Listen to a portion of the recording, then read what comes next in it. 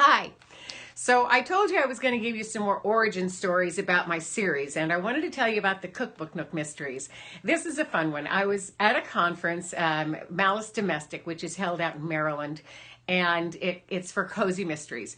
And my good friend, Krista Davis, I know a lot of you read her books. Krista set up a bookstore signing. Well, but it wasn't a bookstore. She set up a signing at this lovely culinary bookstore out in Occoquan, Virginia. It was called Salt and Pepper. And so she included me, and she recruited, she included Lucy Burdett and Sheila Connolly. We all went out, and we were going to sign books at this store because they sell cookbooks as well as mysteries that have recipes, and all of us had mysteries that had recipes. So we went to this little store. It was adorable. I mean, so cute. And called Salt and Pepper. They had salt and pepper shakers everywhere around the store and other culinary things, aprons and such. And they had mysteries that were ours.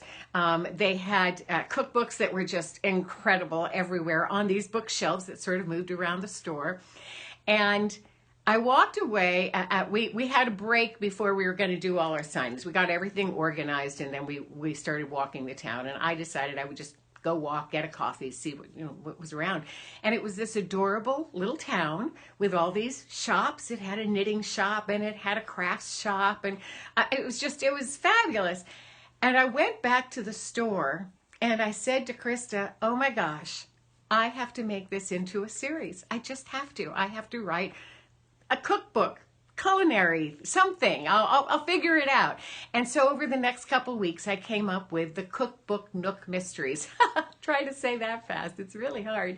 But it was fun because I wanted to create not just the culinary store that I was in. We created the Nook Cafe that was next door. I created it.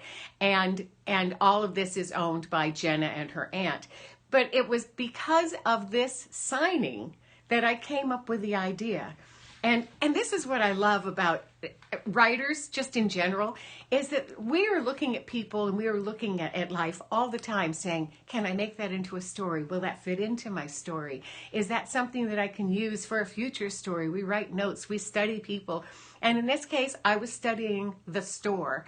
The owner was this most delightful woman, and her father was a retired FBI guy, and he had become a pastor. So I was like, oh, what a great character that is. And so Jenna's father came alive as being a former FBI guy.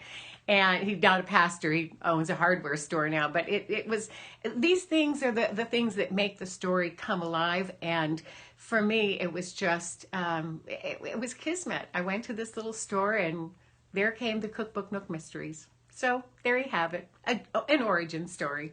Have a great day.